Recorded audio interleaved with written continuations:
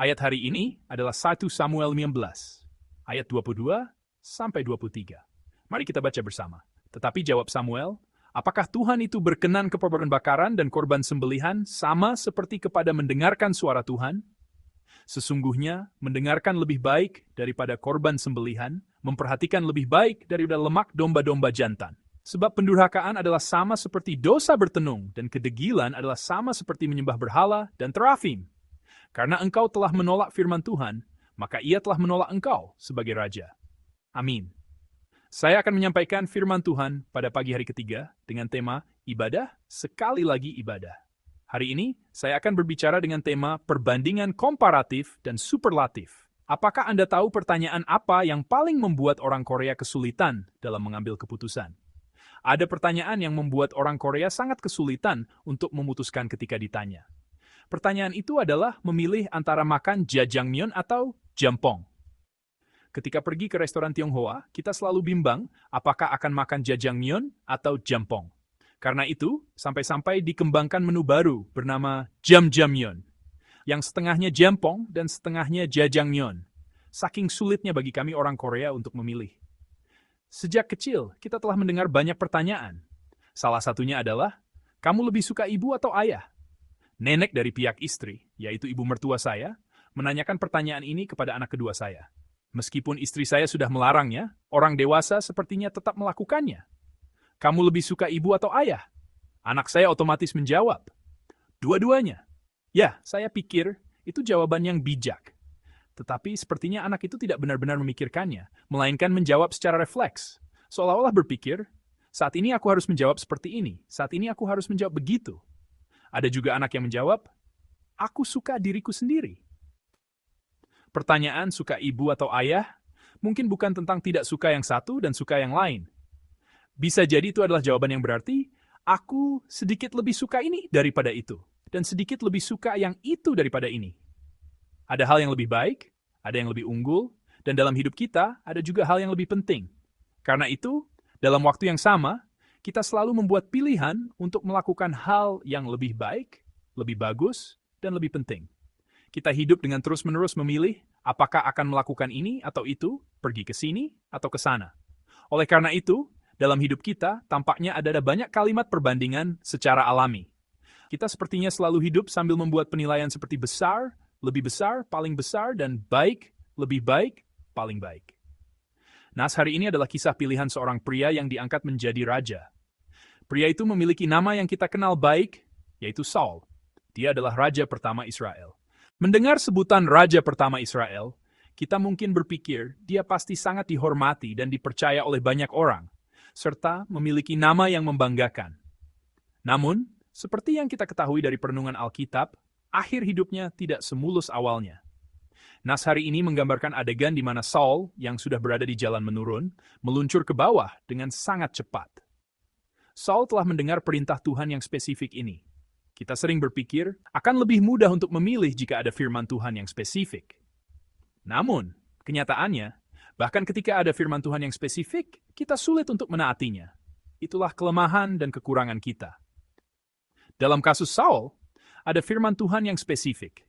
Tuhan memberitahunya dengan sangat rinci, kamu akan segera berperang, dan dalam perang itu kamu harus melakukan ini, dan ini. Firman itu ada di 1 Samuel 15 ayat 3. Mari kita baca bersama. Jadi pergilah sekarang, kalahkanlah orang Amalek, tumpaslah segala yang ada padanya, dan janganlah ada belas kasihan kepadanya. Bunuhlah semuanya, laki-laki maupun perempuan, kanak-kanak maupun anak-anak yang menyusu, lembu maupun domba, unta maupun keledai. Amin. Firman Tuhan terdengar sangat jelas dan spesifik kepada Saul tepat sebelum perang itu. Tuhan berfirman untuk mengalahkan Amalek dan menumpas semua milik mereka, jangan ada yang tersisa. Setelah itu, Tuhan menyebutkan secara spesifik laki-laki, perempuan, anak-anak, bahkan anak-anak yang menyusu, serta lembu, domba, unta, dan keledai. Tuhan menyebutkan satu persatu jenis kelamin, usia manusia, dan nama-nama hewan, sambil berkata, tumpaslah semuanya. Setelah Tuhan berkata sedemikian rupa, seharusnya Saul mendengarkan, tetapi natur dosa manusia tidaklah demikian. Saul bereaksi seperti ini. Dalam 1 Samuel 15 ayat 8-9. Mari kita baca bersama. Agag, raja orang Amalek, ditangkapnya hidup-hidup, tetapi segenap rakyatnya ditumpasnya dengan mata pedang. Tetapi Saul dan rakyat itu menyelamatkan Agag dan kambing domba dan lembu-lembu yang terbaik dan tambun, pula anak domba dan segala yang berharga. Tidak mau mereka menumpas semuanya itu, tetapi segala hewan yang tidak berharga dan yang buruk, itulah yang ditumpas mereka. Amin. Meskipun Saul mendengar perintah Tuhan yang spesifik dan terperinci, ia tidak bertindak sesuai dengan perintah itu dan menambahkan pikirannya sendiri. Namun, saat menambahkan pikirannya sendiri, mungkin ia berpikir seperti ini, "Aku sudah melakukan semuanya, sesuai dengan firman Tuhan." Mengapa demikian? Karena ia memang melakukan penumpasan. Ia tidak membiarkan semuanya hidup, melainkan menumpas sebagian besar. Mungkin semua orang telah dibunuh. Tetapi Alkitab mencatat bahwa hanya Raja Agag yang tidak dibunuh, melainkan ditawan. Jadi, Robert just labeling mengobat those hand. You believe things? Sama sekali. Namun, ia menyisakan sebagian barang-barang yang baik. Jadi, Saul tidak sepenuhnya menaati perintah Tuhan, melainkan melakukan ketidaktaatan dengan menyisakan sebagian. Ketidaktaatan ini tidak seperti yang kita pikirkan, yaitu ketidaktaatan total. Bukan 100% ketidaktaatan. Ini hanyalah ketidaktaatan parsial. Dan jika dihitung dalam persentase, mungkin hanya 1%, atau bahkan 0,1 yang disisakan. Jadi itu tidak tampak besar. Dan dari sudut pandang bahwa yang dilakukan lebih banyak daripada yang tidak dilakukan, dan yang ditaati lebih banyak daripada yang tidak ditaati, Saul mungkin bisa merasa bangga dan berkata, "Aku telah menaati firman Tuhan dengan baik." Namun bagaimana Tuhan menilai ketaatan sebagian ini? Ketaatan yang relatif ini. Beginilah Tuhan menilainya. Ayat 23 dari pasal 15. Mari kita baca bersama. Sebab pendurhakaan adalah sama seperti dosa bertenung dan kedegilan adalah sama seperti menyembah berhala dan terafim. Karena engkau telah menolak firman Tuhan, maka ia telah menolak engkau sebagai raja. Amin. Tuhan tidak memberikan kelonggaran dalam hal ketaatan sebagian. Ketaatan relatif yang mungkin dianggap manusia sebagai ketaatan mayoritas. Tuhan tegas. Tuhan menilai tindakan Saul sebagai pendurhakaan, yang sama dengan ketidaktaatan, dan menyamakannya dengan dosa bertenung. Tuhan juga menilainya sebagai kedegilan, dan menghukumnya sebagai sikap keras kepala di hadapan Tuhan. Sikap keras kepala di hadapan Tuhan ini sama dengan dosa menyembah berhala. Tuhan menyatakan hal ini dengan tegas. Dosa bertenung dan menyembah berhala, apa keduanya adalah dosa yang berbeda? Tidak. Keduanya berada dalam ranah yang sama. Keduanya sama-sama menghina Tuhan, sama-sama menista Tuhan, dan sama-sama menganggap Tuhan tidak ada. Inilah penilaian Tuhan, bahwa itu adalah dosa yang sangat jahat dan tidak hormat di hadapannya. Dari sudut pandang Saul, ia mungkin bisa membela diri dengan berkata, "Saya sudah taat sepenuhnya, hanya menyisakan sekitar 1%. Tetapi dari sudut pandang Tuhan, ia tegas. 1% itu bukan sekadar 1%, melainkan sama dengan ketidaktaatan total, sama dengan kekeras kepalaan total, dan dosa itu sama dengan dosa menyembah berhala. Demikianlah Tuhan berkata dengan tegas. Akibatnya adalah Tuhan menolaknya. Karena Saul telah menolak firman Tuhan, Tuhan pun menolaknya dari kedudukannya sebagai raja. Begitulah pentingnya firman Tuhan. Kita sedang belajar tentang ibadah. Namun semakin kita belajar tentang ibadah, apa yang menjadi penting bagi kita adalah bahwa area kehidupan sehari-hari yang kita anggap bukan ibadah, ternyata lebih penting. Inilah cara Tuhan memimpin saya dan kita semua dalam retret iman kali ini. Ketika mempersiapkan retret iman ini, saya tidak berpikir Tuhan akan memimpin seperti ini hingga saat ini. Namun, seiring berjalannya hari pertama, kedua, dan ketiga, ke arah mana Tuhan memimpin kita? Tuhan memimpin kita ke arah bahwa kita harus hidup sebagai penyembah di semua area kehidupan kita. Tidak hanya pada waktu yang telah ditentukan untuk ibadah seperti hari Minggu, Subuh, Rabu, atau Jumat. Jadi ibadah sekali lagi ibadah ini mempertanyakan apakah kita adalah penyembah. Di akhir nas hari ini saya akan mengajukan pertanyaan ini. Apakah kita datang ke sini untuk belajar tentang ibadah? Tidak. Kita tidak datang untuk belajar apa itu ibadah, melainkan kita datang pagi ini untuk memeriksa, apakah aku seorang penyembah? Kita menjalani retret iman ini untuk memeriksa apakah selama ini kita telah menjadi penyembah dan apakah kita hidup sebagai penyembah di hadapan Tuhan dalam kehidupan kita. Tuhan memimpin kita ke arah itu. Jadi, Tuhan tidak senang jika kita menggunakan ibadah sebagai tameng atau alasan untuk mendengarkan firman-Nya secara sembarangan atau menaatinya dengan seenaknya. Tuhan tidak menginginkannya. Bahkan dengan mengabaikan ibadah yang begitu berharga, dan menjadikannya sebagai perbandingan, Tuhan sedang memberitahu dan mengatakan kepada kita bagaimana kita harus hidup sebagai penyembah di tengah kehidupan sehari-hari yang biasa.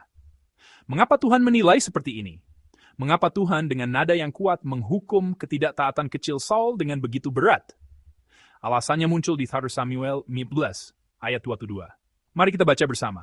Tetapi jawab Samuel, apakah Tuhan itu berkenan kepada korban bakaran dan korban sembelihan, sama seperti kepada mendengarkan suara Tuhan? Sesungguhnya, mendengarkan lebih baik daripada korban sembelihan, memperhatikan lebih baik daripada lemak domba-domba jantan. Amin. Di sini kita disampaikan firman yang sangat kita kenal. Apa yang Tuhan sukai tampak di sini. Kita sering bertanya kepada anak-anak, kamu lebih suka ibu atau ayah? Tetapi seringkali kita tidak penasaran tentang apa yang sebenarnya Tuhan sukai. Dan seringkali kita berpikir, Tuhan pasti suka apa yang aku suka. Lalu kita melakukan apa yang kita suka sambil berpikir Tuhan juga akan menyukainya. Itulah yang dilakukan Saul dalam nas hari ini. Ia bertindak sambil berpikir, Tuhan mungkin akan suka ini. Tuhan pasti akan suka ini. Daripada menaati firman Tuhan sepenuhnya, ia berpikir Tuhan akan lebih suka jika menyisakan beberapa hewan yang baik untuk dipersembahkan sebagai korban dan ibadah. Ia berpikir dan bertindak sesuka hatinya. Namun, Tuhan tidak berpikir demikian. Apa yang Tuhan sukai adalah, aku lebih suka mendengar suaraku daripada korban bakaran dan korban sembelihan. Tuhan kita berkata, aku lebih suka jika kamu menaati dan mengikuti suaraku, firmanku. Seempat Randa dan memutuskan niscaya dengan api Tuhan sukai. Tuhan dengan jelas mengatakan apa yang ia sukai. Di sini muncul perbandingan. Perbandingan yang muncul bersama dengan ibadah ada di sini. Ketaatan lebih baik daripada korban sembelihan. Mendengarkan dan hidup sesuai dengan firman Tuhan dalam kehidupan sehari-hari kita lebih baik daripada korban, daripada ibadah. Dan mendengarkan, berusaha menyimak suara Tuhan lebih baik daripada lemak domba jantan yang paling gemuk. Begitulah Alkitab menilainya. Di hadapan firman ini, kita menjadi sedikit bingung. Mengapa? Karena saat ini, melalui retret iman subuh ini, kita sedang membahas pentingnya ibadah. Nilai dari ibadah. Namun dikatakan ada yang lebih penting dari ibadah. Ada yang lebih berharga dari ibadah. Jadi apakah ini benar? Apakah nas yang dipilih hari ini sudah tepat? Bukan hanya saya, tetapi semua jemaat mungkin merasakan hal yang sama. Inilah alasan pertama mengapa ketaatan bisa lebih baik daripada ibadah, daripada korban. Kita harus memperhatikan dengan baik objek perbandingannya. Meskipun ini adalah perbandingan, tidak selalu menyampaikan isi perbandingan secara harfiah. Ada kalanya, objek perbandingan itu sendiri tidak dapat dibandingkan. Istri saya terkadang memuji saya seperti ini. Kamu lebih tampan dari Jung Woo-seung. Itu bukan berarti tentang sosok nyata bernama Jung Woo-seung. Maksudnya, bukan berarti ia menilai penampilan aktor itu satu persatu secara numerik dan mengatakan saya lebih tampan darinya. Maksudnya adalah, Jung Woo-seung dianggap sebagai pria paling tampan, dan karena saya lebih tampan darinya, berarti saya adalah yang paling tampan. Itu adalah sebuah pujian. Retorika Alkitab seperti ini. Ketika dikatakan lebih berharga dari emas, itu kan berarti secara numerik atau nilai. Setelah menghitung harga emas, sesuatu itu lebih berharga dari emas. Secara sastra, ungkapan ini berarti emas adalah yang paling berharga. Orang-orang menganggap emas paling berharga, tetapi ini lebih berharga darinya. Jadi ini adalah yang paling berharga. Demikian pula dengan firman Alkitab, lebih manis dari madu. Kita tahu bahwa madu adalah makanan yang paling manis. Jadi jika dikatakan lebih manis dari madu, itu berarti sangat manis, paling manis, luar biasa manis. Pernyataan dalam nas hari ini, bahwa sesuatu lebih penting dari ibadah, lebih penting dari korban, adalah seperti ini. Ibadah dan korban adalah yang paling penting. Tetapi karena ini lebih penting darinya, betapa jauh lebih pentingnya hal ini. Dalam firman ini sebenarnya sudah terkandung makna superlatif, bukan sekadar komparatif. Ibadah sangatlah penting, tetapi karena ini lebih penting darinya, betapa jauh lebih pentingnya hal ini. Itulah maknanya. Kedua, alasan mengapa ketaatan bisa lebih baik daripada korban adalah ini. Kita harus memahami korban dan ibadah dengan baik. Mengapa beribadah? Itu bukan sekadar ritual, bukan sekadar seremoni. Kita datang ke tempat ibadah untuk menyenangkan Tuhan, karena sangat bersyukur kepada Tuhan, sangat mencintai Tuhan, dan untuk menikmati serta berbagi hubungan yang lebih dalam dengannya. Namun, seringkali seremoninya ada, tetapi hati untuk Tuhan tidak ada. Kita berdoa, memuji, dan mendengarkan firman, tetapi tidak ada hati untuk Tuhan di dalamnya. Maka itu menjadi seperti kaleng kosong. Urutannya menjadi terbalik. Kita datang beribadah karena sangat mencintai Tuhan. Tetapi bisa jadi ibadah itu tanpa Tuhan. Kita harus kembali pada pertanyaan, bagaimana kita bisa menyenangkan Tuhan dan mengungkapkan rasa cinta kita kepadanya tanpa menaati dan mendengarkan firman-Nya. Ibadah dipersembahkan dalam hubungan pribadi dengan Tuhan. Bukan hanya seremoni, bukan hanya ritual, tetapi dalam setiap urutan ibadah, kita harus bertemu Tuhan. Tuhan yang menyentuh hati kita, yang menggetarkan hati kita secara mendalam. Itulah cara kita seharusnya beribadah. Jadi, makna korban dan ibadah. Mengapa kita beribadah membawa kita kembali pada pertanyaan, apakah itu mungkin tanpa ketaatan? Apakah itu mungkin tanpa mendengarkan firman Tuhan? Roma 12 ayat 2 mengatakan seperti ini. Mari kita baca bersama. Janganlah kamu menjadi serupa dengan dunia ini, tetapi berubahlah oleh pembaharuan budimu, sehingga kamu dapat membedakan manakah kehendak Allah, apa yang baik, yang berkenan kepada Allah, dan yang sempurna. Amin. Kemarin kita belajar tentang apa itu ibadah rohani melalui firman ini. Ibadah rohani adalah selalu berpikir, apa yang akan Tuhan sukai, apa yang akan menyenangkan Tuhan, sambil membedakan kehendaknya yang baik dan berkenan, dan menghampiri Tuhan dengan sikap itu. Ketika kita berkumpul di bait suci ini untuk beribadah, kita pasti datang ke hadapan Tuhan sambil berpikir, apakah Tuhan akan senang dengan suara pujianku ini? Apakah Tuhan akan senang dengan pengakuan cintaku ini? Ketika kita menjalani kehidupan sehari-hari pun, kita harus datang kepada Tuhan sambil berpikir, bagaimana cara hidupku akan menyenangkan Tuhan? Apakah keputusan yang kuambil di tempat kerja ini akan menyenangkan Tuhan? Apakah tindakanku di sekolah ini akan menyenangkan Tuhan? Apakah perkataan dan perbuatanku kepada istri dan anak-anakku di rumah akan menyenangkan Tuhan? Momen itulah yang disebut ibadah rohani. Karena membedakan kehendak Tuhan, apa yang menyenangkannya adalah esensi dari ibadah itu sendiri. Sekarang kita akan beralih ke poin ketiga.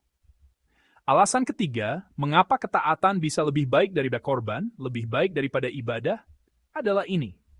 Kita harus memperhatikan dengan baik perbedaan antara ibadah dan penyembah.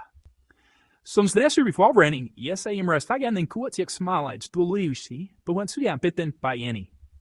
Bagaimana jika terjadi seperti ini? Ibadahnya ada, tetapi penyembahnya tidak ada. Seharusnya hal ini tidak terjadi, tetapi ini sering terjadi dalam kehidupan dan ibadah kita. Ibadah ada, tetapi saya bukan penyembah. Meskipun menyedihkan, hal ini terkadang terjadi. Apa yang Tuhan cari? Kita telah belajar dari Yohanes 4 ayat 23 pada hari pertama. Mari kita baca kembali Yohanes 4 ayat 23 bersama-sama. Tetapi saatnya akan datang dan sudah tiba sekarang, bahwa penyembah-penyembah benar akan menyembah Bapa dalam roh dan kebenaran. Sebab Bapa menghendaki penyembah-penyembah demikian. Amin. Di sini dikatakan dengan jelas, Tuhan tidak mencari ibadah. Jika Ia mencari ibadah, maka Ia akan senang jika kita mengumpulkan orang-orang yang pandai beribadah, paduan suara yang pandai memuji, tim pujian yang terorganisir dengan baik, lalu hanya mengunggah video atau rekaman mereka.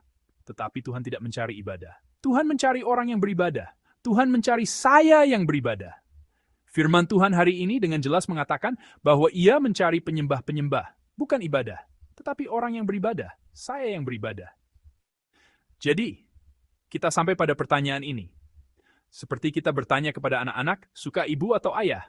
Mana yang lebih baik, mana yang lebih unggul, apakah ini masalah ibadah yang baik atau masalah penyembah yang baik? Kita harus kembali pada pertanyaan yang telah kita dengar sejak kecil ini. Apakah ini masalah ibadah yang baik atau masalah penyembah yang baik? Alasan mengapa ibadah dibandingkan dengan ungkapan ketaatan lebih baik daripada korban adalah karena ini. Karena ibadah tanpa penyembah. Karena orang yang tidak mau mendengarkan firman Tuhan berbicara tentang ibadah, maka firman yang menyedihkan ini, ketaatan lebih baik daripada korban, sampai kepada kita. Ibadah tanpa penyembah. Bagaimana dengan ibadah kita?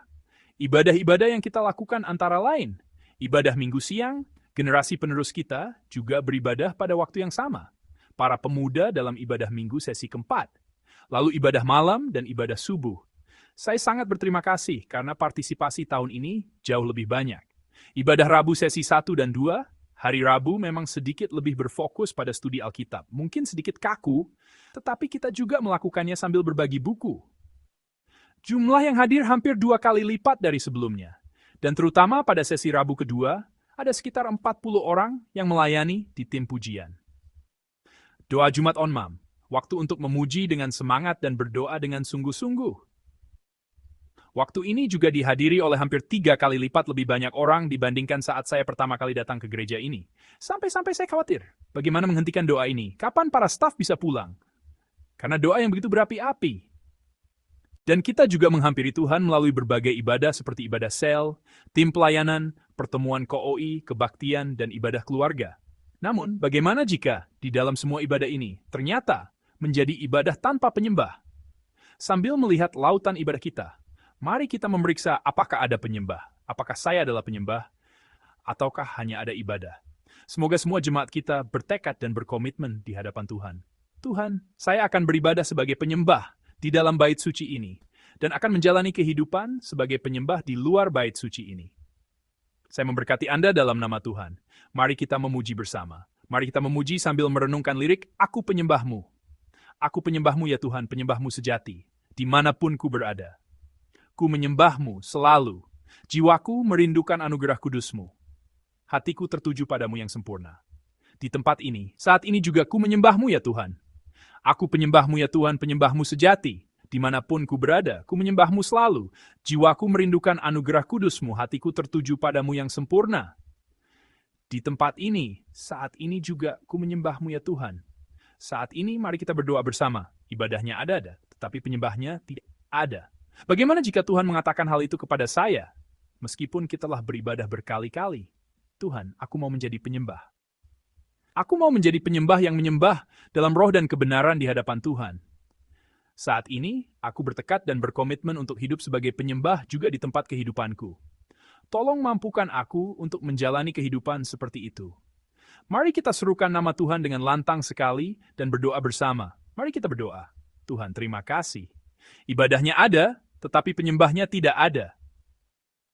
Kami menerima firman ini dengan hati yang takut dan gentar, bertanya-tanya apakah Engkau akan mengatakan hal itu juga kepada gereja kami, kepada kami. Tuhan, kami mau menjadi penyembah. Kami mau menjadi penyembah yang menyembah dalam roh dan kebenaran. Tuhan, kami mau menjadi penyembah yang mempersembahkan tubuh kami sebagai persembahan yang hidup dan kudus. Tidak hanya di gedung gereja, tetapi juga di tempat kehidupan kami, di rumah kami, di tempat kerja kami, di tempat belajar kami. Kami akan hidup sebagai penyembah yang menyembah Tuhan. Kami akan menjadi penyembah yang membedakan apa yang menyenangkan Tuhan, memikirkan apa yang Tuhan sukai, melakukan apa yang Tuhan sukai, dan membagikan apa yang Tuhan sukai. Tuhan, panggillah kami menjadi penyembah, dan biarlah kami selalu berdiri di posisi penyembah itu. Biarlah kami selalu berdiri sebagai penyembah di tempat kehidupan kami. Terima kasih. Dalam nama Tuhan, kami Yesus Kristus. Kami berdoa dengan sungguh. Amin.